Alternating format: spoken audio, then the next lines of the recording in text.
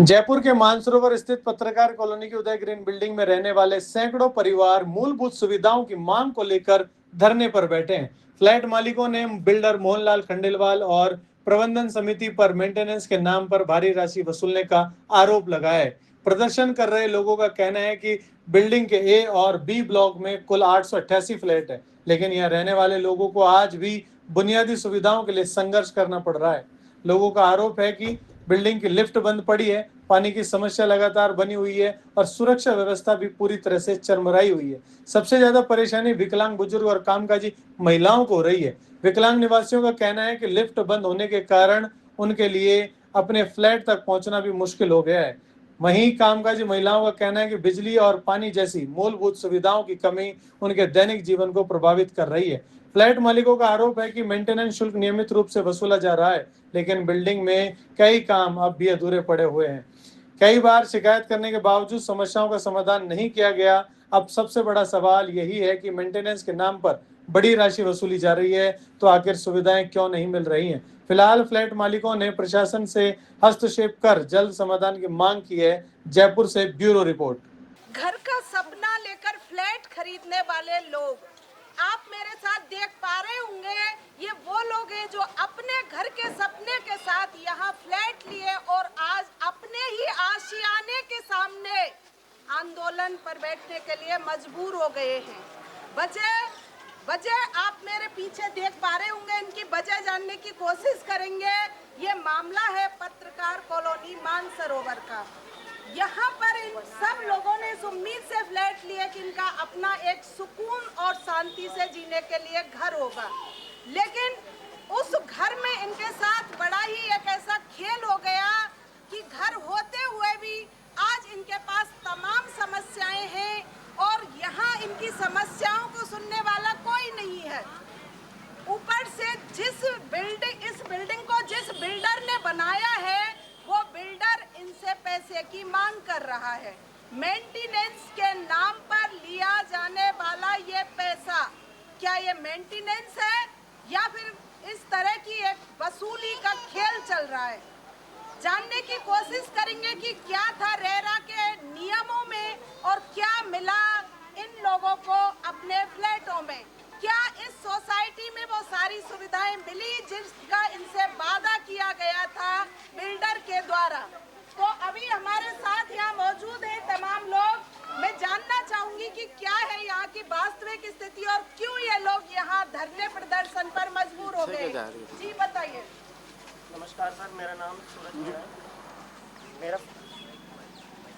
मेरा फ्लैट 1225 है ए ब्लॉक में। सर यहाँ पर बिल्डर द्वारा हमें स्टार्टिंग में जब हम फ्लैट परचेज़ करने आए तो बताया गया कि आपको पूरी फैसिलिटी दी जाएगी, जिसके नाम पर इन्होंने ओटीसी चार्ज करके 72,000 रुपये लिए। उसी में इन्होंने कहा कि आपको मेंटेनेंस नहीं देना होगा और ये ओटीसी चार्ज एक वन टाइम लगेगा आपके, और उसमें बोला गया आपकी लिफ्ट भी चलेगी प्रॉपर तरीके से, जिसमें ए ब्लॉक में 6 लिफ्ट हैं, उसमें से एक भी नहीं चल रही है अभी। ऊपर से नीचे तक आने के लिए हमें पैदल ऊपर चढ़ना उतरना पड़ता है। पानी की समस्या गंभीर है सभी की। पानी ना तो ए ब्लॉक में अभी ना बी ब्लॉक में, दोनों पानी के टैंक हम आपको दिखाएंगे अभी यहाँ पे, जो दोनों खाली पड़े हुए हैं।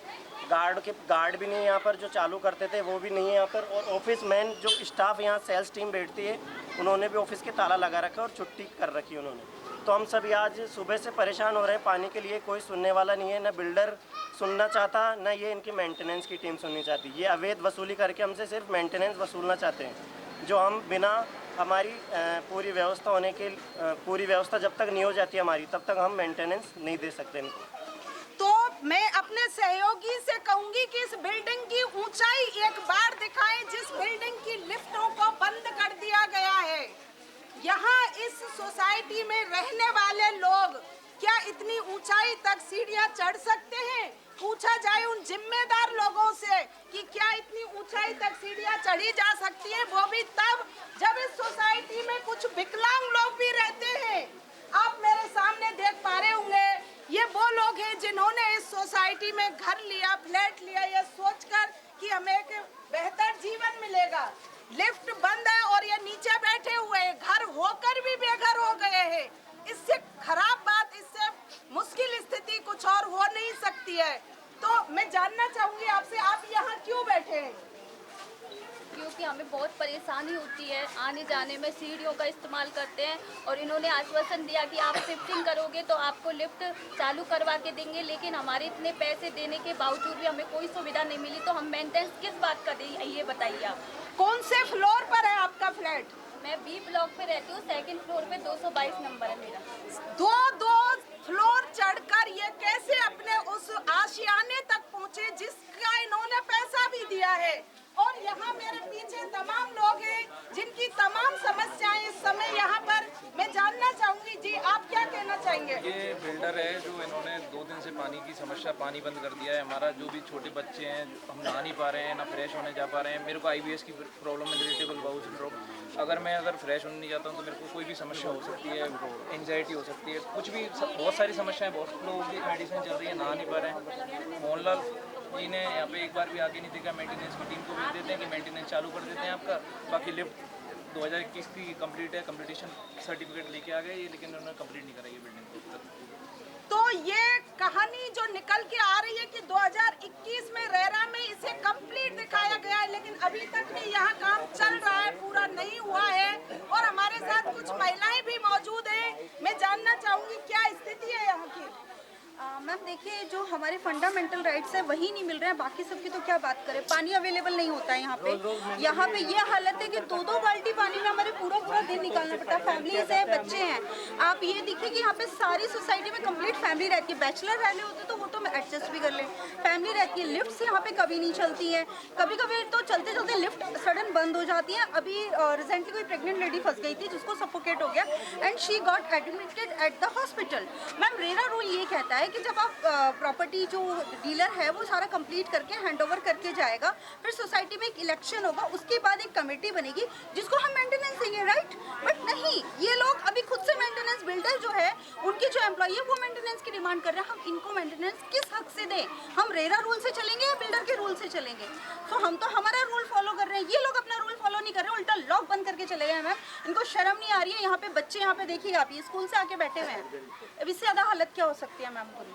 तो वी नीड जस्टिस। हमें तो ये चाहिए कि आप हमारी सिर्फ प्रॉब्लम सॉर्ट करिए, हमें कुछ नहीं करना, हमारी प्रॉब्लम सॉर्ट करिए। आप हमें जो फंडामेंटल चीजें हैं, साफ सफाई, पानी, लिफ्ट, ये दीजिए। हम कोई आपसे ये तो नहीं कह रहे हैं तारे तोड़ के हमारे लिए यहाँ बिछा दो, बट एटलीस्ट ये तो करिए जो चाहिए हमें। हमने हमारी जेठ की बेटी को बुलाया तो हम उसको छोड़ने जा रहे थे। आते वक्त हम लिफ्ट में फंस गए।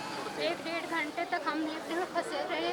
हमें कोई ऑफिस वाले नहीं आए हमारे पास, और फिर हम वहाँ आज भी हमारी हॉस्पिटल में भर्ती है।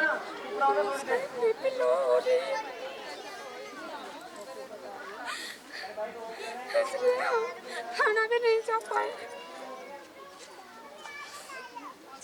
मैम बहुत ज़्यादा परेशान है हम लोग, हर चीज़ से परेशान है। मैंने तो सुसाइड करने की कोशिश करी थी ऊपर, मैं सच बोल रही हूँ मैम। मेरे घर जाते हैं, मेरे को ऐसे बोला जाता है कि अगर तू आगे होएगी तो तेरे को है ना, या तो उठवा देंगे या तेरा जो भी है हम बाहर तेरा कुछ भी कर सकते हैं, ये बोलता है बिल्डर। मुझे तो सब धमकी दे हुई है, लेकिन फिर भी मैं अपने भाई लोगों का है ना साथ दी हूँ। क्या नाम है बिल्डर? मोहन जी खंडेलवाल और निकिता गुप्ता और निकिता अग्रवाल है और राहुल गुप्ता, ये तीनों लोग मिलकर बहुत बदतमीजी करते हैं। और जो मेंटेनेंस RW वाले थे वो गए थे, मेरे पास सबूत है उस बंदे का। मैंने बोला भाई अगर तुझे मेरा वीडियो बनाना है, मेरे साथ बदतमीजी करते फीमेल लेके आ।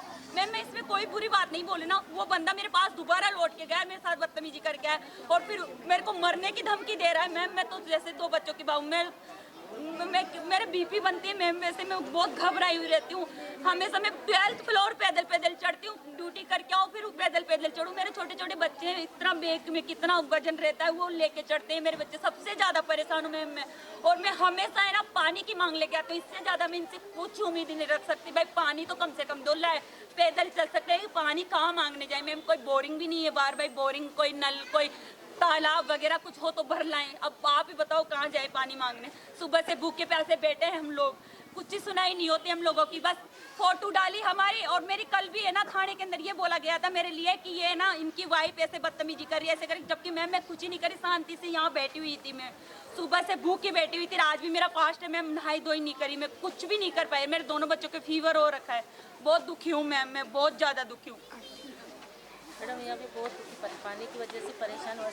सुबह 6 बजे मैं निकलती ड्यूटी के लिए, तो रात को 10-11 बजे 6 बजे उठी तो भी लिफ्ट बंद होती है, रात को आओ तो भी लिफ्ट बंद होती है। जिसमें मेरी उम्र 60 साल की हो गई। 60 साल में उम्र में बताओ मैं रोज़ ऊपर चढ़ सकती हूँ, उतर सकती हूँ, ना पानी है घर में, हर तरह से परेशान हो गए। इनके पास आते तो ये गाली गलौज के अलावा कुछ नहीं बोलते। उससे बोलते राहुल क्या हुआ लिफ्ट का, कि तेरे बाप की है क्या लिफ्ट, तेरे बाप को बोलते जो कि तैयार कर दे। ये ऐसे ऐसे उल्टे उल्टे जवाब देते हैं हमें। मैं तो इनसे बोलना ही बंद कर दी। मैंने कहा जिससे बोलो तो और बदतमीजी और सुनने को मिले। पर बताओ 10 मंजिल तक कैसे हम ऊपर चढ़ के जाएं और कैसे नीचे उतर के आएँ। उनको बोले लिफ्ट का क्या हुआ, ये तो ऐसे ही चलेगा। कब तक ऐसे चलेगा सर? पानी सुबह से लेके हम पानी, त्योहार अलग है हमारे, पानी नहीं है घर में, बर्तन ऐसे झूठे पड़े हैं। ये जायज मांगों की लड़ाई है जो लड़ी जा रही है, लेकिन अब देखना ये है कि क्या प्रशासन इनकी मांग सुनेगा, क्या बिल्डर के खिलाफ कोई कार्रवाई होगी, क्या इन लोगों को न्याय मिलेगा। अब सबकी नजरें प्रशासन के अगले एक्शन पर टिकी हुई है। लगातार ग्राउंड रिपोर्ट में आपको देती रहूंगी। मैं ग्राउंड रिपोर्ट में अपने सहयोगी के साथ रीना।